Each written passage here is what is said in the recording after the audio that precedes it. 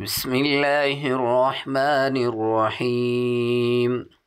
وفرعون ذي الأوتاد الذين طغوا في البلاد فأكثروا فيها الفساد فصب عليهم ربك صوت عذاب إن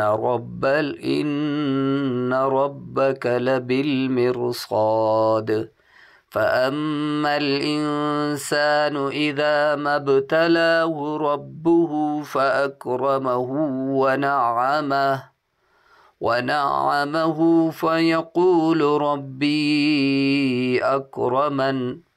وأما إذا ما ابتلاه فقدر عليه رزقه فيقول ربي أهانن.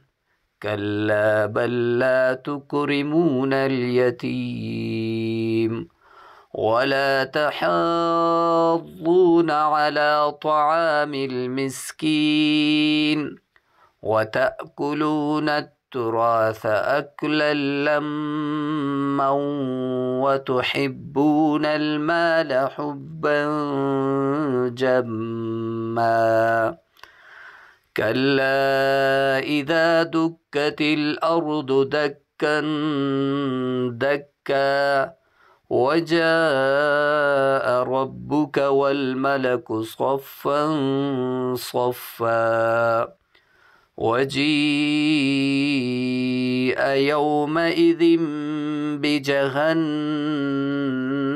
يومئذ يتذكر الإنسان وأنى له الذكرى يقول يا ليتني قدمت لحياتي فيومئذ لا يعذب عذابه أحد ولا يوثق وثاقه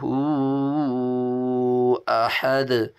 يا أيتها النفس المطمئنة ارجعي إلى ربك راضية مرضية فادخلي في عبادي وادخلي جنتي.